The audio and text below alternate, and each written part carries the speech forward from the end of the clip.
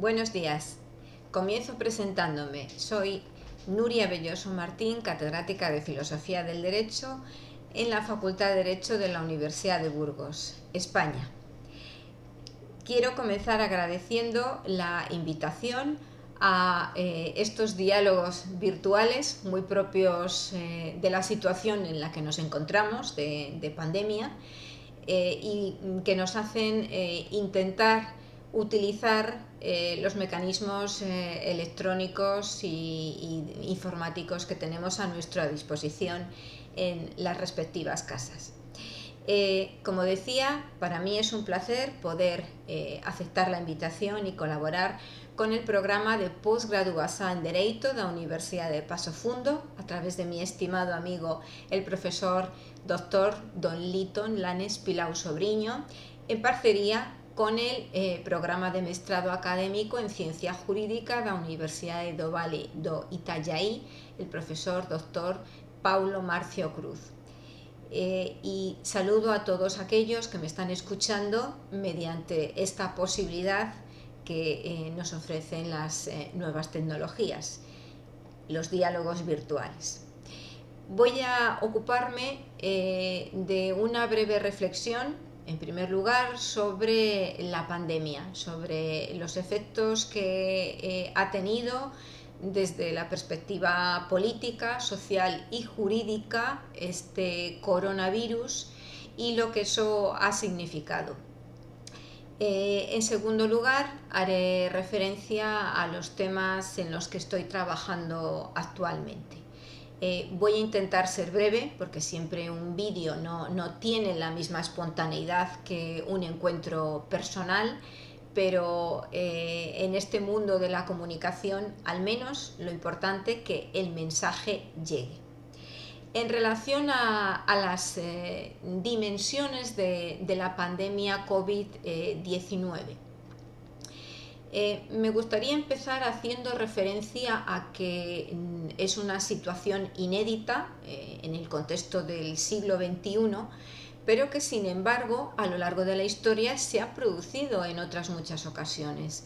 En 1720 fue la peste, en 1820 el cólera, en 1920 la gripe, mal llamada española, y en el año 2020 el coronavirus. Estas pandemias parece que se han ido produciendo en una secuencia ordenada cada 100 años. Y tienen la virtualidad de que, así como las guerras, las epidemias siempre cogen a la gente desprevenida, no se las espera. Es una situación grave en el contexto europeo. Macron, el presidente de Francia, la ha comparado con una contienda bélica y, en palabras de Merkel, la canciller alemana, el mayor desafío desde la Segunda Guerra Mundial. En España, la situación, junto con el caso de Italia, ha sido la más dura, está siendo, pero todavía estamos luchando con respecto a la Unión Europea. Según los datos que ha facilitado el Ministerio de Sanidad hoy día 30 de abril de 2020, en España han fallecido 24.500 personas. 213.000 están contagiadas, según los test de PCR, que hay otras muchas, la gran mayoría de la población, a quienes no se les ha realizado el test, y 112.000 se han curado, para una población de 56 millones de habitantes. Estos datos contrastan con los países de nuestro entorno. En Portugal, 930 fallecidos, no llegan a 1.000, y en Grecia 134, frente a los casi 25.000 muertos que tenemos en España. Además, es el país con el mayor número de infectados entre el personal sanitario. Todo ello ya refleja que la eficacia en la gestión no ha sido precisamente la mejor. Estos elementos que reflejan la crisis sanitaria y sus dolorosas consecuencias para los contagiados, los enfermos y los fallecidos ponen de manifiesto que la sociedad corre el grave peligro de seguir adormecida, como en una especie de burbuja de confinamiento, como en una especie de cuarentena perenne que invadida por la pereza le impide salir. Y es por la escasa reacción que están teniendo los ciudadanos españoles. Como bien advierte Yuval Harari, en el siglo XV el COVID-19 habría pasado inadvertido.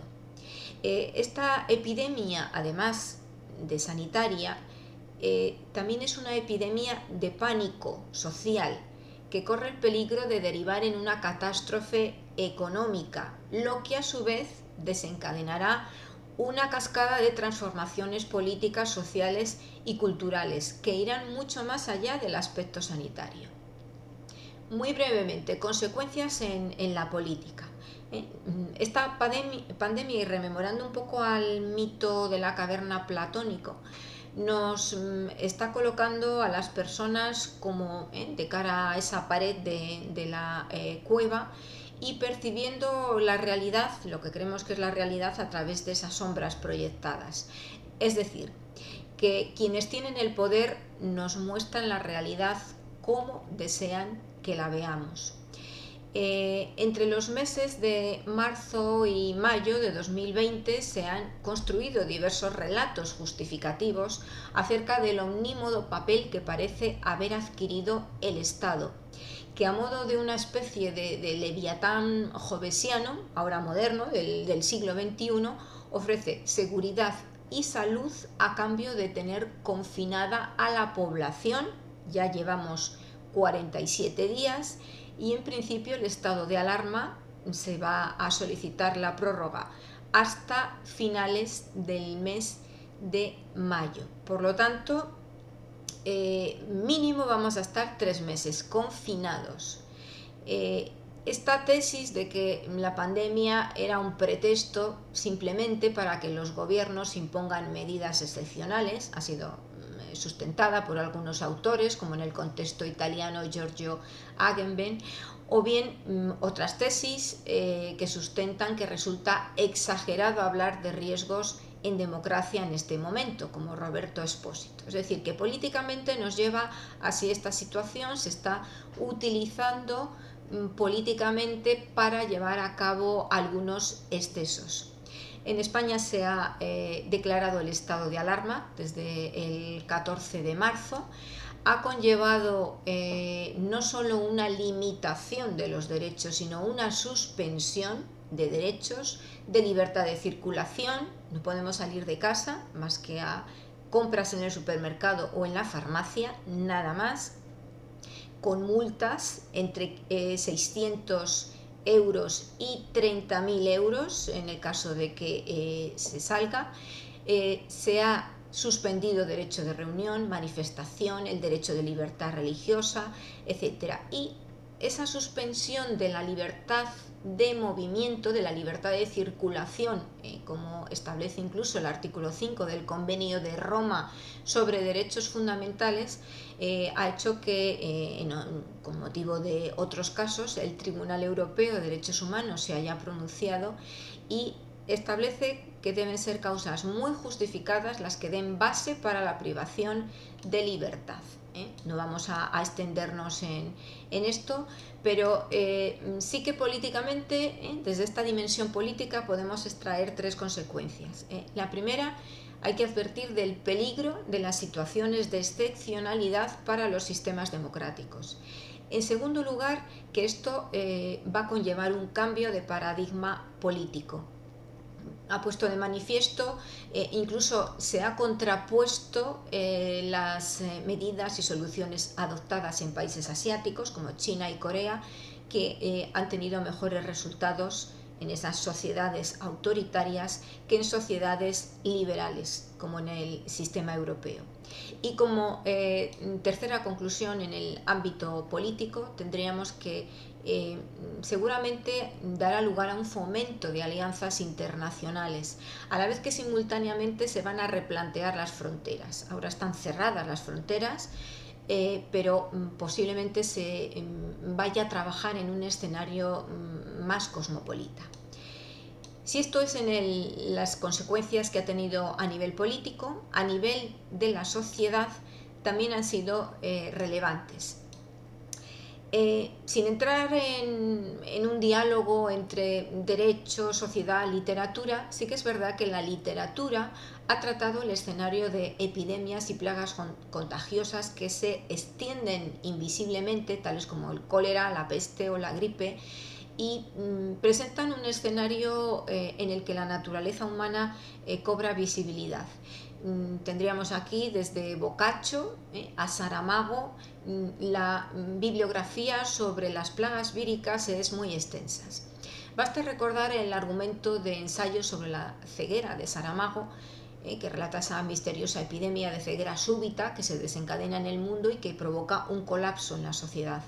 O también la obra de La peste de Camus, que explica la incertidumbre y el miedo que transformarán la lentitud en parálisis, el estancamiento. El ser humano vuelve a tomar conciencia de la fragilidad de su vida, etc., dentro de lo que sería una filosofía existencialista.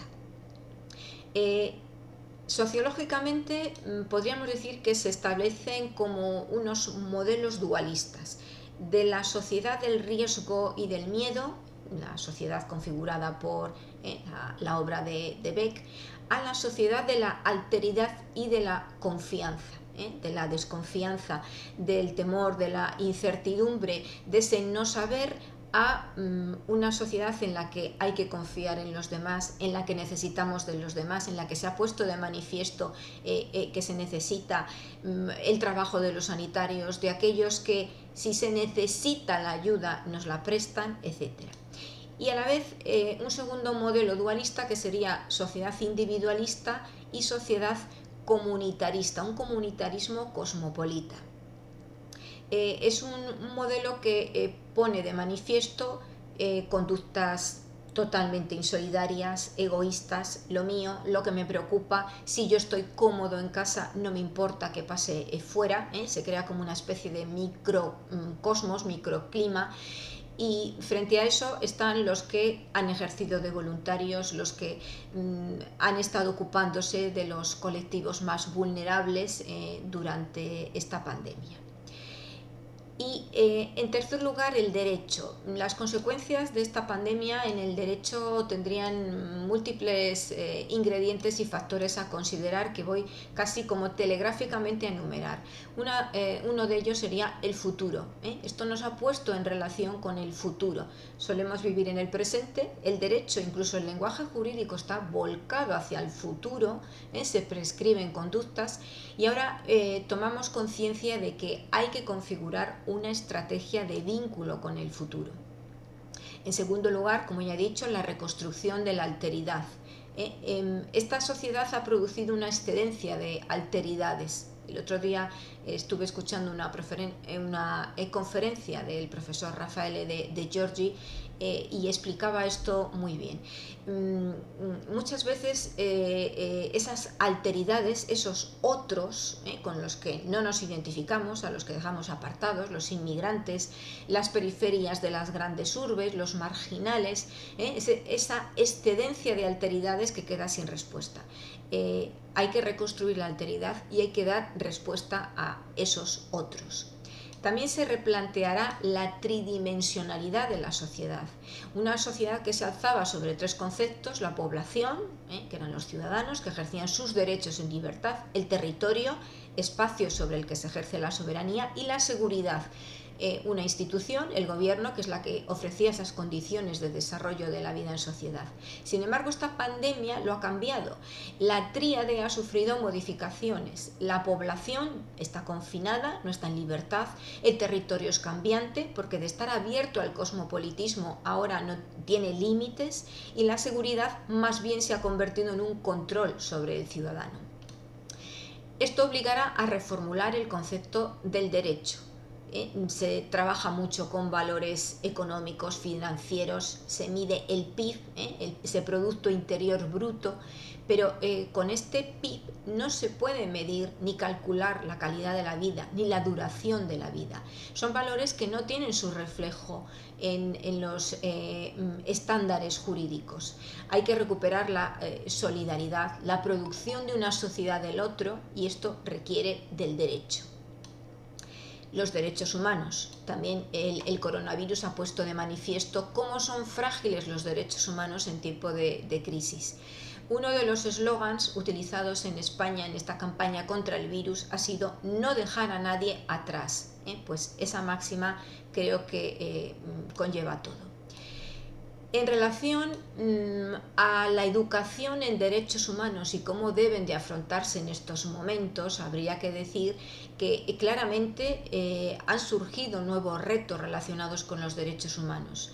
Además de tener que reforzar el sistema de salud y el sistema educativo, los profesores en el nivel preuniversitario y universitario seguimos trabajando. Entonces, estas dos áreas que siempre son los pilares de los derechos sociales, salud y educación, tienen que venir acompañados de otras medidas para proteger a grupos y poblaciones vulnerables, tanto a epidemias como a catástrofes, incluido este virus. Sean migrantes, sean trabajadores de la economía informal, personas aisladas, personas con discapacidad, menores, mujeres víctimas de violencia doméstica que en este periodo de confinamiento habrán tenido situaciones muy duras, ancianos, muchos ancianos que viven solos, etcétera. En fin, muchas cuestiones que los derechos tendrán que retomar.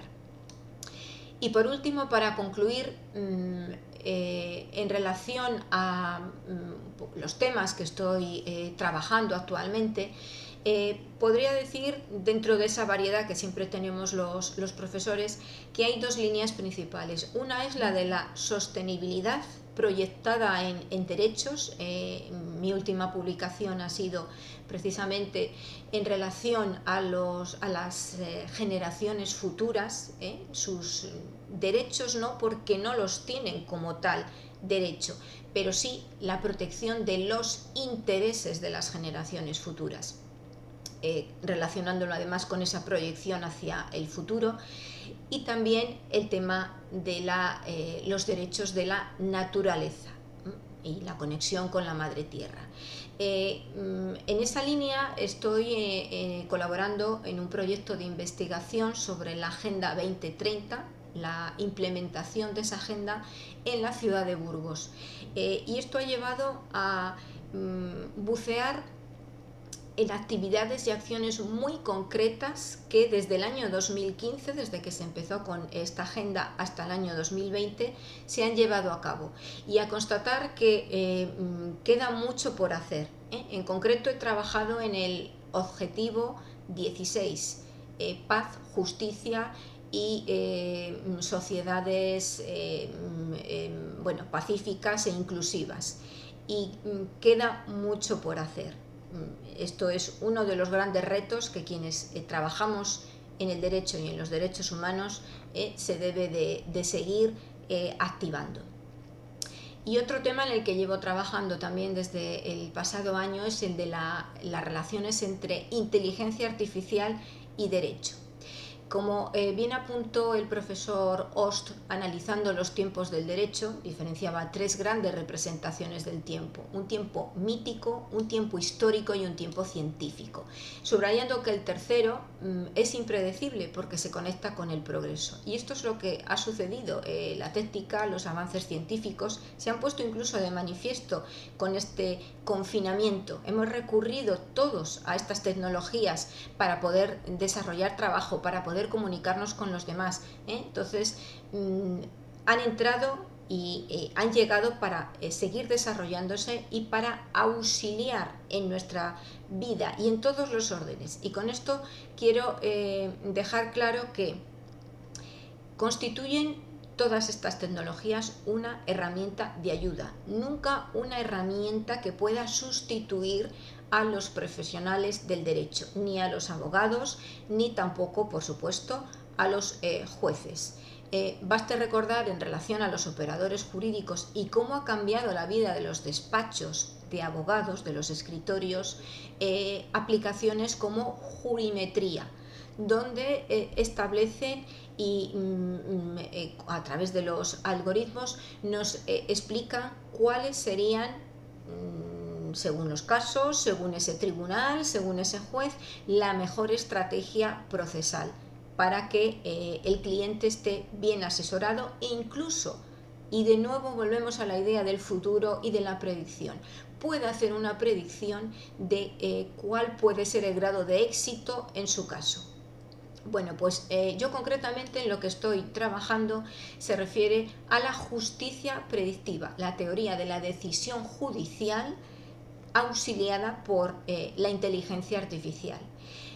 Porque principalmente los usos de la inteligencia artificial en los sistemas judiciales pueden ayudar a elaborar un perfilado de los jueces, como también anticipar las decisiones judiciales, pero todo dentro de unos límites y unos cauces, porque ya digo, son herramientas de auxilio judicial, nunca para sustituir a los operadores jurídicos.